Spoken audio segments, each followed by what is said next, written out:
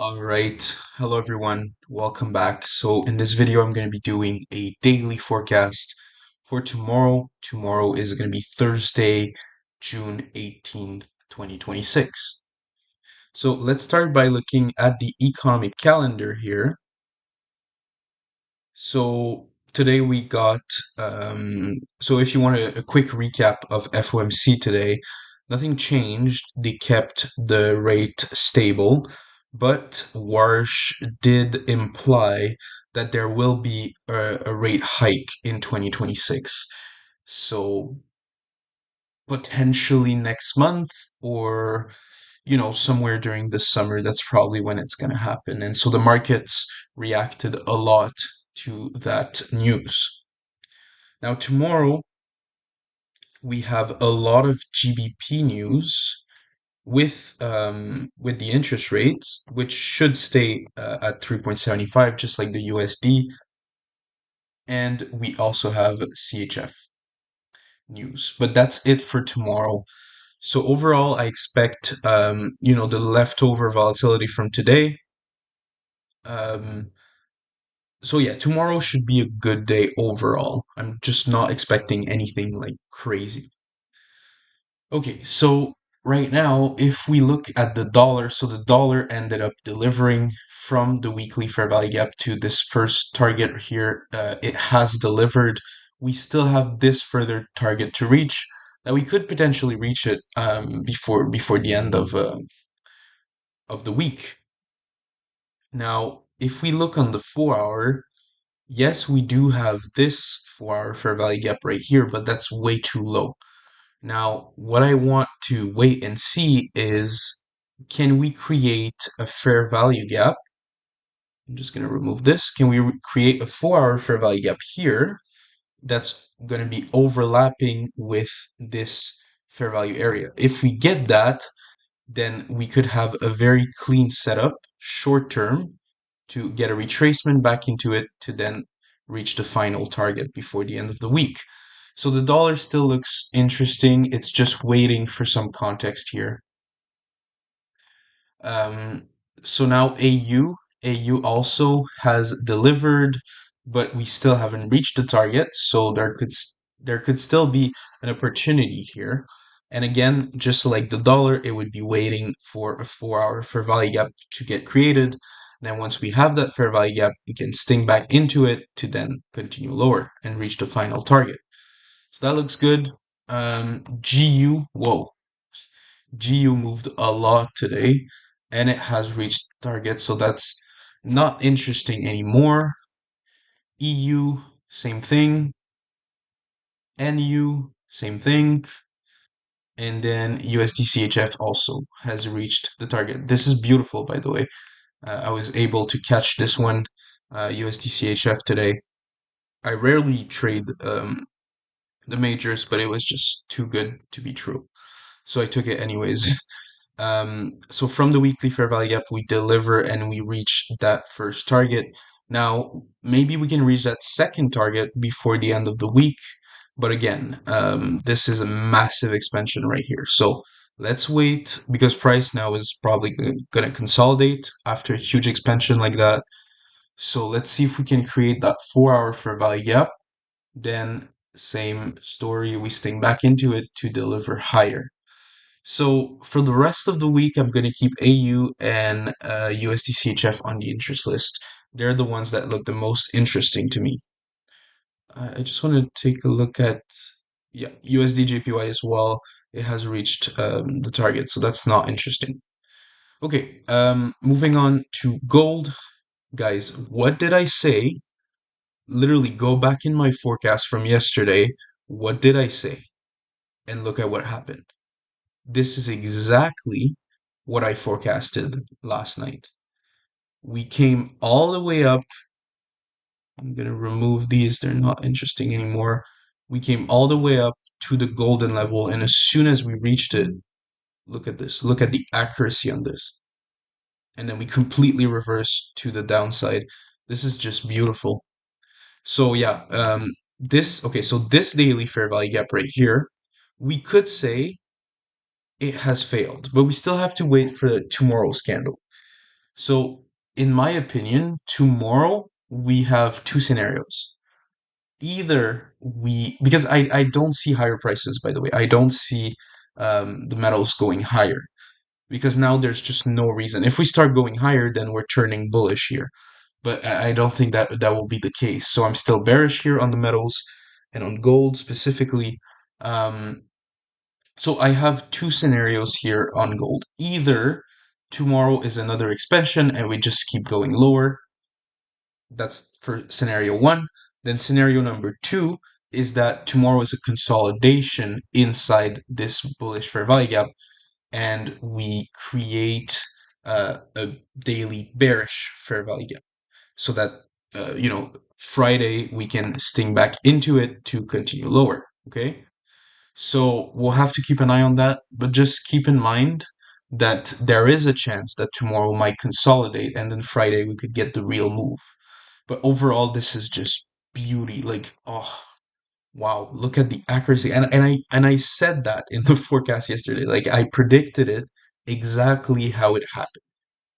So yeah, really good day here on gold. Same thing for silver. The only thing on silver is that it didn't reach the golden level. But hey, I guess that's fine. Um, and also keep in mind that on silver we had a weekly fair value gap, and right now we are rejecting from that fair value area from that weekly fair value gap basically. And so this daily fair value gap now we could say it has failed. So again, two scenarios here on silver. First is that we just expand lower tomorrow, or we consolidate, create a daily bearish fair value gap, and then we can continue lower from it on Friday.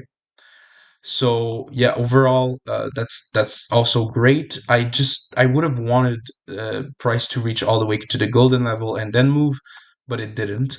But gold did it in a beautiful way. So I traded gold instead. But yeah, just that's just like very high probability price action here. Beautiful. Now crude oil, that's the one that's really it's giving me doubts. Crude oil right now because again today down 1.3%, um and at some point during the day it was up like how much, yeah, it was up like 4.3% at some point in the day, so I don't really get it. But overall there's still a good sign here in my opinion, and that is that we failed to create this daily fair value gap. And so that shows me strength. Even though we're ending the day at minus 1.3%, the fact that we failed to create this daily fair value gap is a strong bullish sign for me. So I'm still bullish here on crude oil. But again, it's all going to be about because oh yes, sorry. I have a lot of thoughts in my mind right now, but one important thing is that Trump said that Iran and the US were going to sign officially, they're going to sign the deal officially on Friday in Switzerland. So right now Trump is at the G7 summit in France, and apparently Friday they should sign the the deal. But again, all the news I've been seeing this week is that it's not working out. Like there's not going to be any signing. There's not going to be any deals, and so that's why I'm staying bullish here on crude oil. So tomorrow, honestly, objectively speaking, we should see some lower prices. But at some point, price is going to reverse in this area right here between 78 and $76 a barrel. The price will reverse. There is just no other way. Like there's nothing else that can happen but that. So we'll see what happens here on crude oil. But overall, I'm maintaining my medium to long term long bias, bullish bias, basically. Now, crypto, Bitcoin, beautiful, beautiful again, just like gold. It's a very similar scenario to gold, where we had this daily fair value gap. We got this thing inside. Remember, this fair value gap here is actually a monthly fair value gap. No, it's a weekly fair value gap. Sorry, guys. This is just gonna put it right there. And we had the fair value area right here. So right now we're respecting that very well. And so again, same thing. Honestly, Bitcoin and gold look a lot, well, Bitcoin and metals, they look very similar. Where I see two scenarios. Scenario one, we just expand lower tomorrow. Scenario two, we consolidate and create that daily bearish fair value. But I just don't see any reason why we would fail to create that bearish fair value gap and actually start going higher. That doesn't make sense to me. So that's it for the majors. Now let's look at the indices. So yeah, okay. So right here on the S&P, again, it's this is actually all the markets look alike. It looks like gold, it looks like Bitcoin, where we have this daily fair value gap. And right now, like, well, oh, it's because my S&P is delayed by 10 minutes, but overall, the price should close inside this fair value gap. So again, same scenario here. Either tomorrow we just expand lower or we consolidate to create a daily bearish fair value gap. So we'll see what happens here, but this is really good. Um, that's that's really what I wanted to see happen today. And finally, on Nasdaq, um, so the daily fair value gap was much smaller. I'm gonna remove this. The daily fair value gap, which was much smaller. Now we can close inside that daily fair value gap, and we'll see what happens. But if I take the S&P as like a broader measure, then I would say overall indices should be going lower tomorrow. And another thing that's interesting to take a look at is the VIX right here. It picked up in volatility today quite significantly, almost up to 19 now. So let's keep an eye on the VIX, but I mean tomorrow we could also explode to the upside, and that would make the indices go down. So let's keep an eye on all of this. And Russell. Okay. Yeah, overall, I look at all the major indices and they all look very bearish to me. The one that looks the strongest at the moment would be Nasdaq, but all the other ones, Russell, Dow Jones, and S&P look very bearish for tomorrow. And then finally, I remember we had a few crosses on the interest list. Ah, that's really unfortunate here, Canadian dollar JPY, because it delivered without retracing back inside the daily fair value gap. So that's really unfortunate here. Um, yeah, but I mean, right now it's just not interesting anymore because we are we have reached a major target. So right now it's just taking a step back and waiting. And okay, Australian dollar JPY. Okay, that's actually good. That's actually really good because we haven't reached the target. We're not even close yet to reaching this target.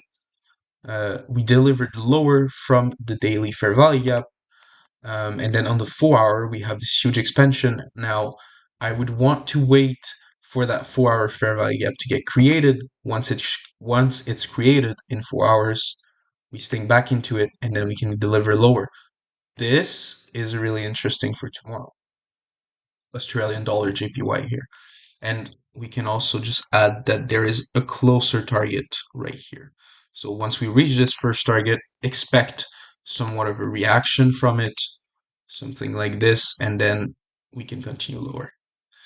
All right, and then finally we have GBP Canadian.